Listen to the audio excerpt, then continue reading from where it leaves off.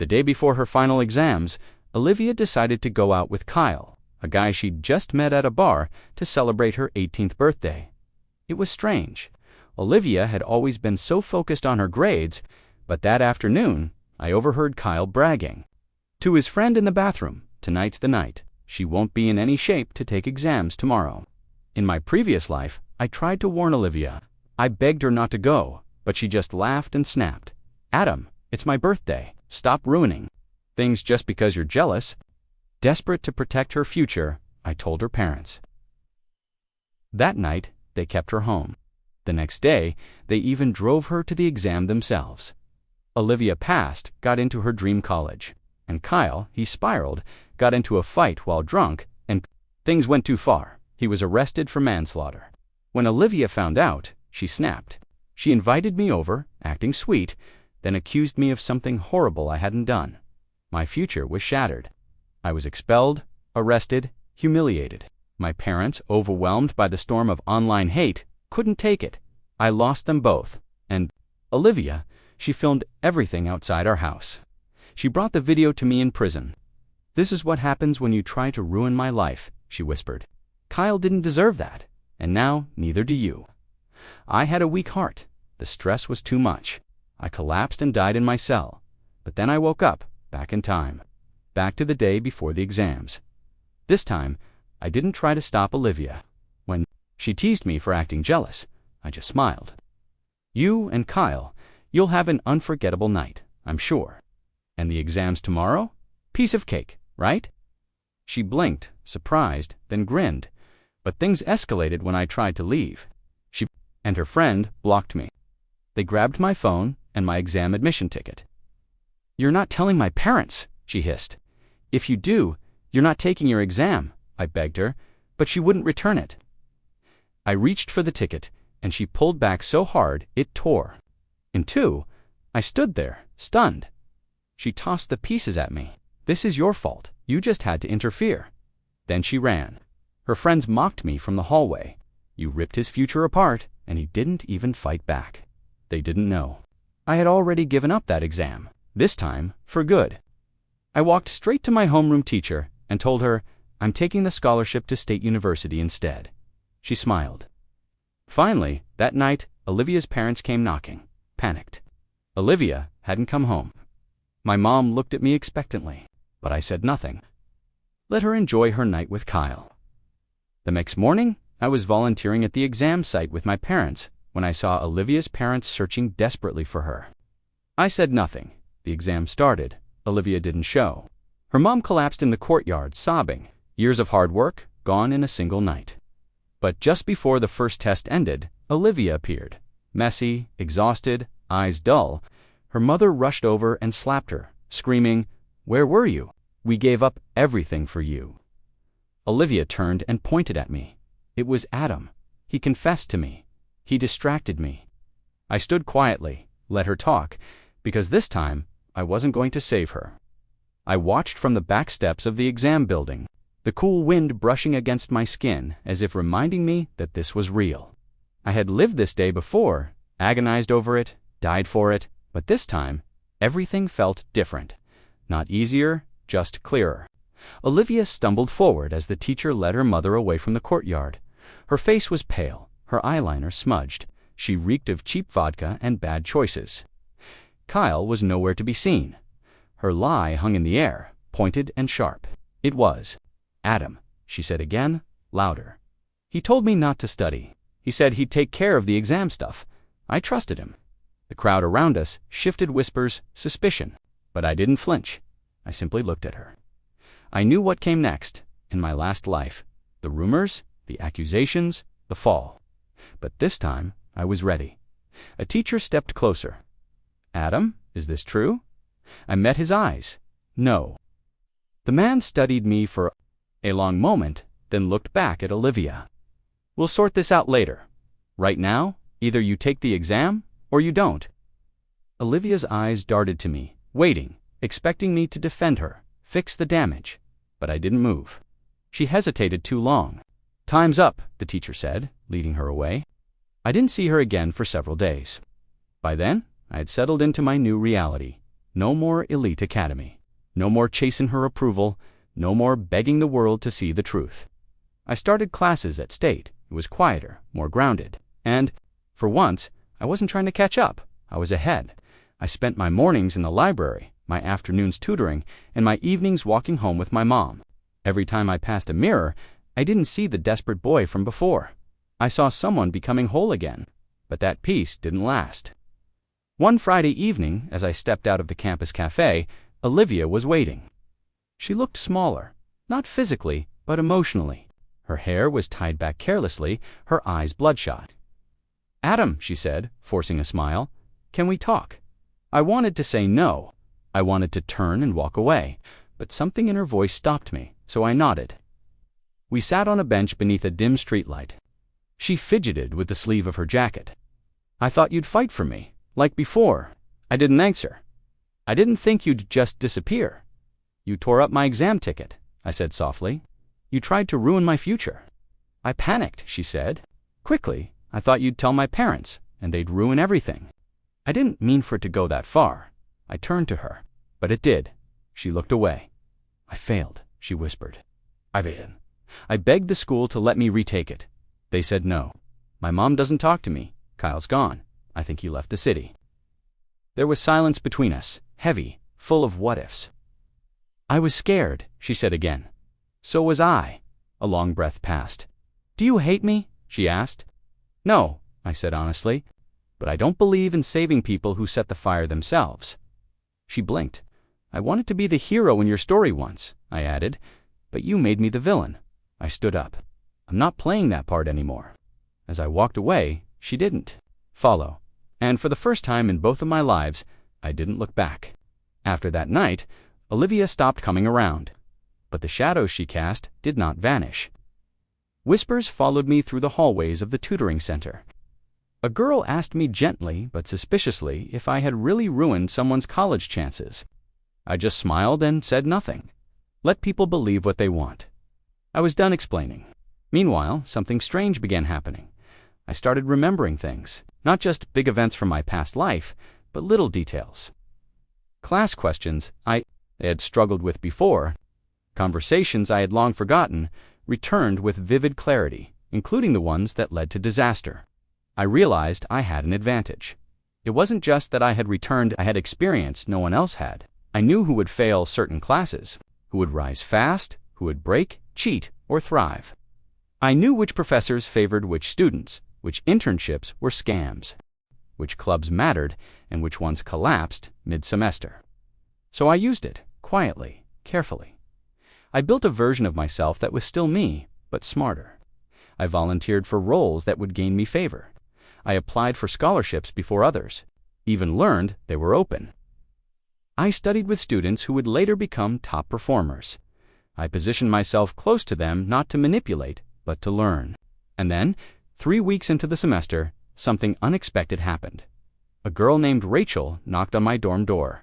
She was one of the seniors I remembered from my previous life, fiercely independent, always buried in research papers. We had never spoken before. "You're Adam, right?" she asked. "I need help with Professor Linton's stats module. You're the only freshman who didn't bomb the quiz." I nodded, sure. When we worked until midnight, then again the next day, then the next week. She introduced me to her study group, and soon I was unofficially part of a team of upper-level students, even though I was the youngest. One afternoon, while we were walking back from class, Rachel said, "You don't talk much about your past. Is that on purpose?" I hesitated. There's not much worth mentioning. She tilted her head. "That bad?" I made the mistake of trying to save someone who didn't want to be saved. Her eyes softened. And did they fall hard? She didn't ask more. Weeks passed, my life became a rhythm. And for the first time, peace felt like a real thing, not just something borrowed between storms. My parents smiled more. We had dinner together. We went on walks. They looked younger, lighter, like the pressure they had once carried wasn't crushing them this time, but even in that calm, the past had a way of testing me. One morning, my advisor handed me an envelope. "It's from your old school," he said, frowning. "They're asking for a statement." I opened it, a letter from the disciplinary. Bored, apparently. Olivia had filed a formal report claiming I had deliberately sabotaged her mental state before exams. She provided messages, screenshots, even a witness statement from one of her friends. My hands clenched. This again. My advisor glanced at me. "Do you want to contest it?" I took a breath. "No. I want to respond, but not in writing." I called Olivia's parents and asked for a meeting. They hesitated, but agreed. We met in a small cafe near campus. Her parents looked exhausted. Her father had aged, his shoulders hunched from stress. Her mother avoided eye contact. "She's not doing well," her father admitted. "She's blaming everyone but herself." "I understand," I said quietly, "but I won't let her drag me down again." I placed my phone on the table, pressed play. Recording Olivia's voice, slurred, vindictive, from the night she confronted me in my last life. "This is what happens when you try to ruin my life. Kyle didn't deserve that, and now neither do you." Her mother's hand flew to her mouth. Her father closed his eyes. "You had this?" he whispered. "No," I said. I remembered it. I stood up. "I'm not trying to destroy her. I just want peace." As I walked out, I heard her mother say softly, "Maybe this time, the days after the meeting passed like a slow tide." Nothing happened immediately. No new letters, no phone calls, no accusations. And yet, I knew something had shifted. I had dropped a stone into the past. Now I was waiting for the ripples to reach the shore. Meanwhile, I kept going. I joined the campus debate team, just like I remembered I should. I even began writing for the student journal, a piece on academic burnout that ironically earned me praise from the same professor who failed me in my last life. But the calm would not last. It never did. One Thursday evening, I received an unexpected message from Olivia. Just 2 words, "Please meet." I ignored it. 3 days later, she showed up at my dorm. "Adam, please," she said, standing awkwardly near the stairwell. "I just want to talk." I didn't want her inside my space. So we sat outside on the edge of the cold concrete steps, beneath a flickering light that buzzed like it didn't want to stay awake. She looked worse than before, gaunt, her eyes rimmed in red. She clutched a file folder to her chest like it might keep her from falling apart. "I know what I did," she said. I stayed silent. "I ruined everything, yours, mine, and I kept thinking if I blamed you hard enough, I wouldn't have to blame myself." Still, I said nothing. She reached into the folder and handed me something, a printed copy of her formal accusation. She had signed it. Her friend had co-signed it. The date was stamped at the bottom. Then she handed me another paper, a retraction, handwritten, honest, raw. "I sent this to the board yesterday," she said. "I told them everything. I told them you warned me about Kyle, that I mocked you, that I stole your ticket, that I lied. I don't expect forgiveness," she continued, "but I didn't want the truth buried again." I finally looked up. "Why now?" She gave a bitter smile. "Because I had a panic attack last week. I kept seeing Kyle's face. I kept hearing your voice from that day. I realized I'm still trapped in that moment. And maybe you are too." I didn't answer that because she was wrong. I wasn't trapped anymore. She was.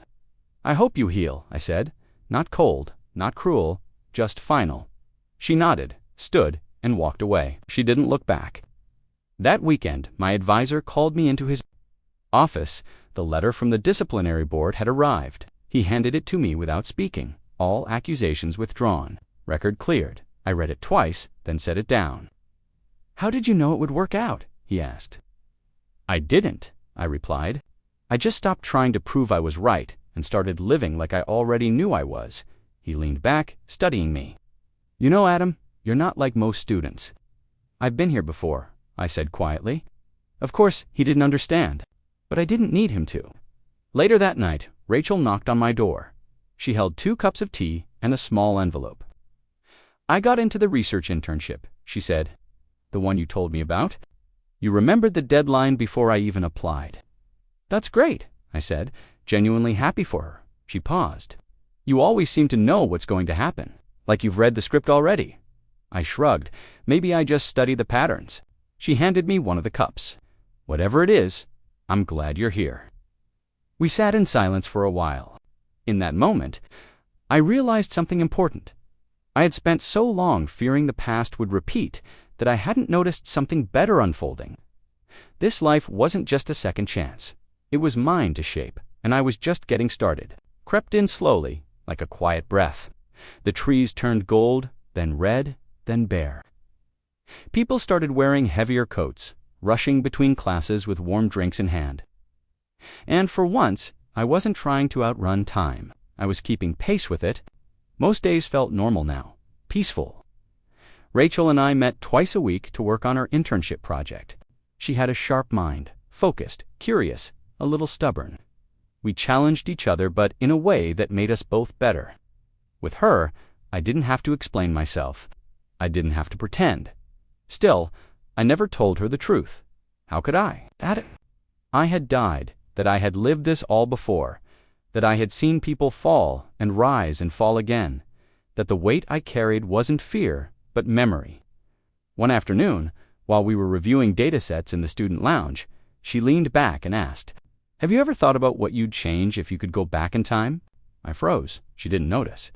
She was staring up at the ceiling, lost in thought. "I think I'd study psychology instead of economics," she said. "I don't know why I didn't see it earlier. I don't care about markets. I care about people." I forced, "A smile sounds like you figured it out just in time." She glanced at me. "What about you? If you had a second chance, what would you change?"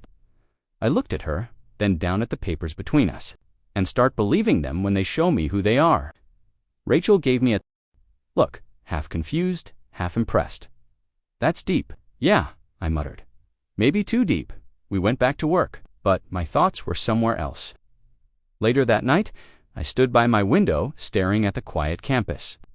I had done everything differently this time. I had made smarter choices, avoided old mistakes, protected my parents, distanced myself from Olivia. But still, something felt off, like a thread I hadn't noticed was unraveling. The next morning, I got my answer. A girl from the administration office came looking for me during class. "There's someone in the counseling center asking to see you," she said. "It's important." I thought it might be Olivia again, but it wasn't. It was Claire.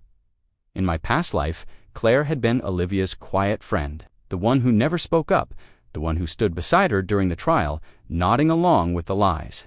I hadn't seen her in this life until now. She looked shaken. "To tell you something," she said. "I didn't sit. I lied," she blurted. "Back then, I said I saw you yell at Olivia, but I didn't. She made me say it.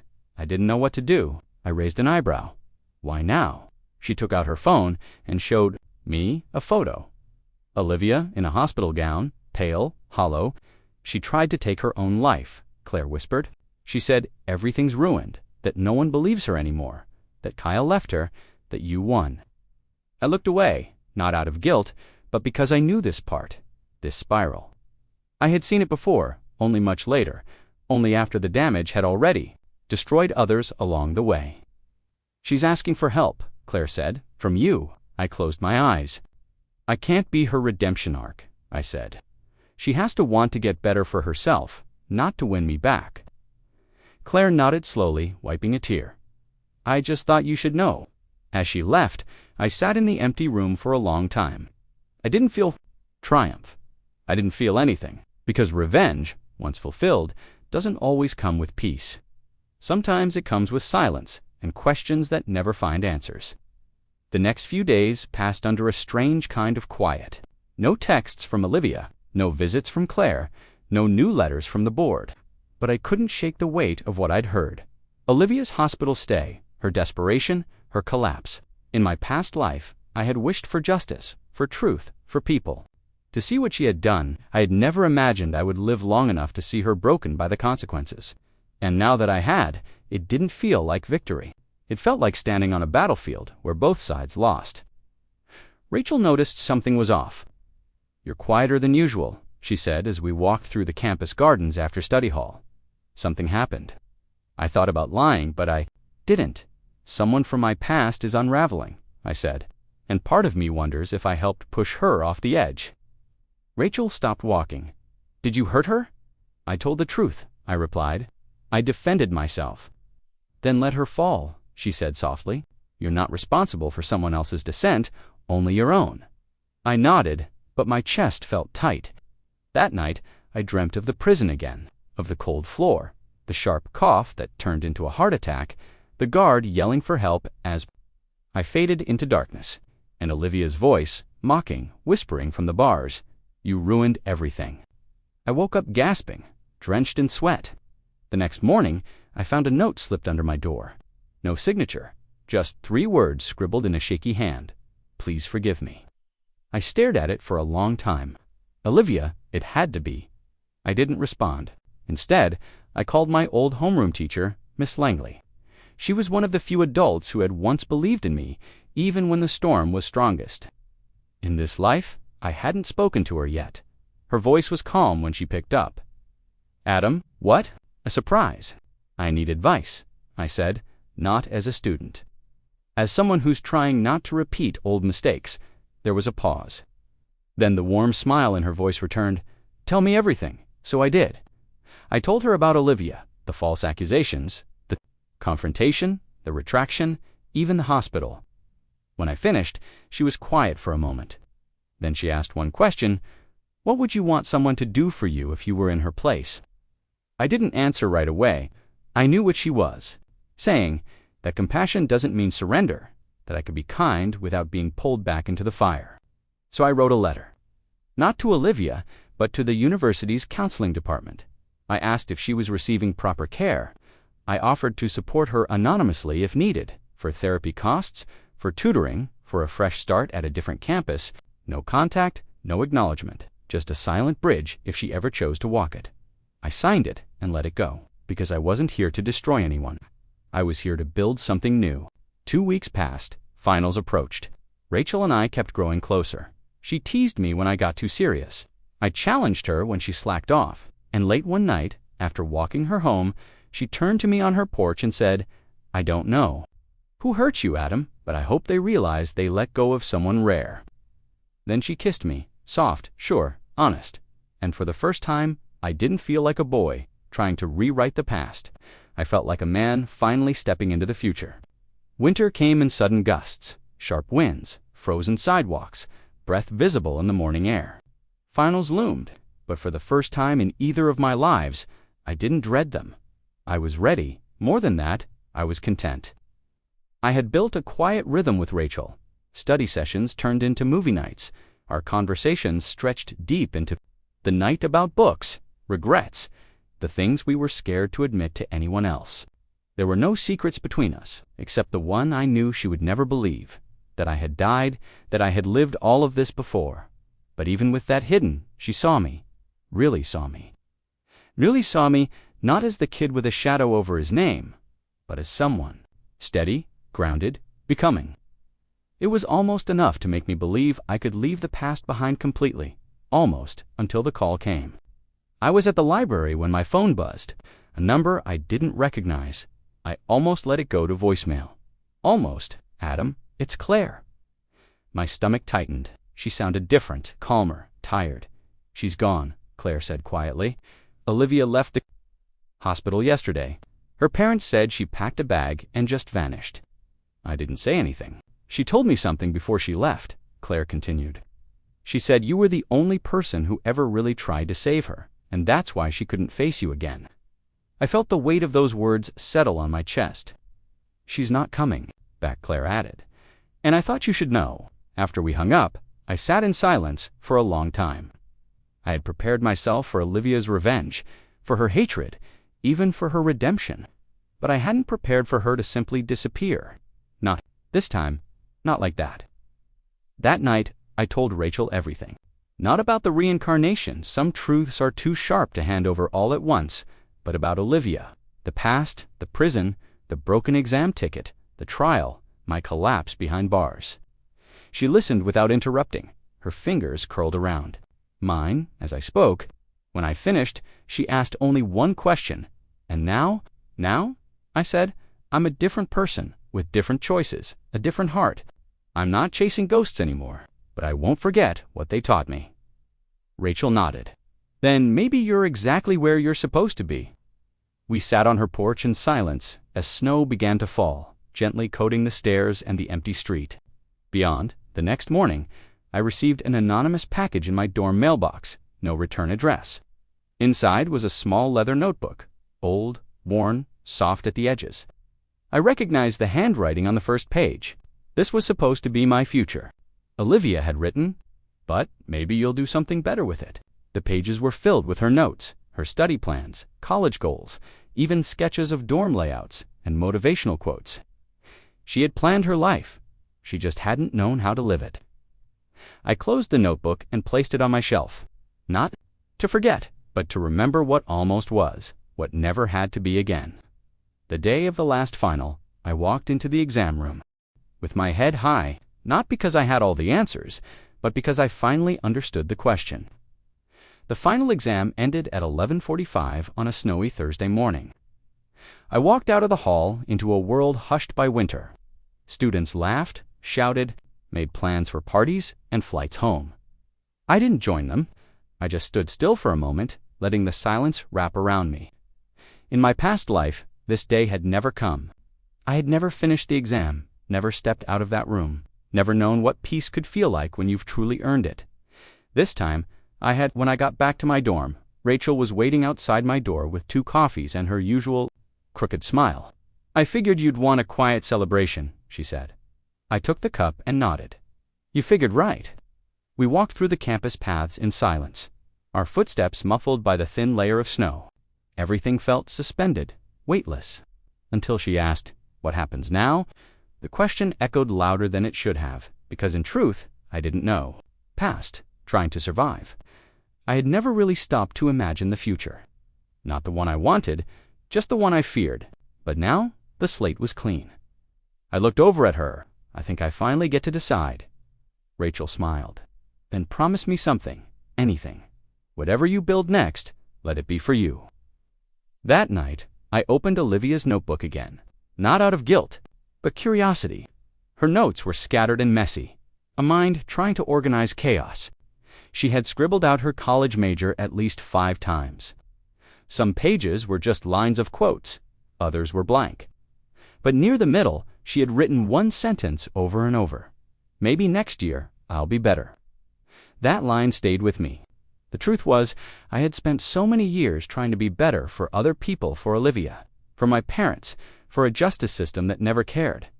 I had never asked myself who I wanted to be. For a transfer to the literature program, writing had always been my quiet escape. I never gave it a real chance before. In my past life, it felt impractical, unrealistic. But what could be more real than finally telling your own story? A week later, I received an email from a publishing workshop hosted by a professor I deeply respected, someone I hadn't met in the past life because I never made it that far. He had read my article on burnout and invited me to join. For the first time, I didn't hesitate. I said yes. I started waking up earlier, writing more, reading more. Not because I had to, but because I wanted to. My words felt lighter, my voice stronger. I even shared my first short story with Rachel. She cried, then laughed, then hugged me so tight I thought I'd break, and she was right. I was. By the end of winter break, I had written 26 pages of what I thought might become a book. Not about Olivia, not about the past, but about a boy who died in silence and came back to rewrite his own ending. Not with revenge, but with purpose, and maybe hope. The spring semester began with rain, not the heavy, dramatic kind, but soft, steady showers that blurred the windows and made everything feel quieter. The world seemed to exhale like it, too, was healing. So was I. The letter came on a Wednesday, handwritten, no stamp, no name. I recognized the handwriting instantly. Olivia. Inside were 3 folded pages. No threats, no anger, just truth. She had left the city, moved in with an aunt 2 states away, started therapy, found a part-time job at a bookstore. She was no longer in school, but she said for the first time in years she was learning. Not about grades, she wrote, but about who I am without the lies, without Kyle, without revenge. She never asked for contact. She didn't beg for forgiveness. That letter sat on my desk for days. I didn't show it to Rachel, not because I was hiding it, but because it wasn't part of this life anymore. It was the final echo of a past that no longer belonged to me. By April, I was fully immersed in the literature program. The publishing workshop became the center of my world. My mentor, Professor Reeve, was sharp, honest, and impossible to impress. But after reading my fourth story draft, he pulled me aside and said, "You're not writing fiction. You're remembering something, and people can feel it." I didn't deny it. Because I wasn't writing to impress anyone, I was writing to free myself. Rachel supported every page. She'd read my drafts with a red pen in one hand and coffee in the other. She never asked for the full truth about my past, but I could tell she knew there were pieces missing, and she never pushed. One night, after a long editing session, she looked up from my notebook and asked, "If you could go back again, would you still do it all the same way?" It caught me off guard, because the answer wasn't simple. "I think," I said slowly, "I'd still let her fall, but this time I wouldn't follow." Rachel nodded. "That's what growth is, right? Letting go of the need to be someone's savior or their villain," I added. She leaned in and kissed my forehead. "Then maybe you're finally free." Writing, isolation. My first instinct was to decline. I didn't want to leave Rachel. I didn't want to break the rhythm we'd built. "You gave your past so many second chances," she said. "Maybe it's time to give your future its first one." "And so I packed my bags," she said with a wink. "I promised." That night, surrounded by pine trees and silence, I opened it. Inside was a single sentence. "You are no longer what happened to you. You are what you choose to become." I smiled, folded the note, and stared out the window at the stars. Because for the first time in 2 lives, I wasn't waiting for the past to change. I was building something new. Felt like the closing lines of a long, unfinished book. Mornings were quiet, wrapped in fog and pine needles. Evenings were filled with soft conversation between strangers who, like me, had come here carrying stories they didn't know how to tell until now. Each night I wrote, had become, and on the last day, I finished it. My first full manuscript. A fictional story, yes, but beneath it, a quiet truth. A boy who had lived twice and loved wrong the first time. A girl who confused control with closeness. A second chance not to fix others, but to rebuild yourself without apology. When I handed it to Professor Reeve, he read the title and raised an eyebrow. The version that survived, he looked up. "Is that from experience?" I nodded. "More than I can explain," he didn't press. Before I left the mountains, I hiked alone to the edge of the ridge behind the cabin. The view stretched for miles, clouds casting shadows on the forest below. And for a moment, I stood there and let go of every version of myself that didn't make it this far. The one who begged Olivia not to go. The one who died in a cell, heartbroken and unheard. The one who believed love meant saving people who refused. To change, all gone now. Only this version remained. When I returned home, Rachel was waiting at the station with a smile and a flask of hot cocoa. Over the next months, life didn't explode into fireworks. It unfolded slowly, carefully, like spring thawing into summer. I submitted my manuscript. I received a small publishing deal. I started mentoring students who reminded me of the kid I once was, quiet, cautious, but burning with unspoken things. Rachel graduated with honors and began working at a nonprofit that focused on education reform. Just a quiet agreement. This is right. Sometimes we passed the old exam building on campus. She once asked me if I ever thought about her. Olivia said yes, not often, but when I did, it wasn't with bitterness. I hope she found peace. I hope she didn't forget what she did, but learned how to live beyond it. My life in terms of what I escaped, and started counting it by what I built. Peace, purpose, a story I chose, not the one I inherited, not the one they tried to write for me, but the one I created with my own hands, one page at a time. Not to be a hero, not to prove anything, just to live fully, finally, freely, because in the end, the real victory isn't changing the past. It's choosing to live in a future where the past no longer owns you. And I had done exactly that.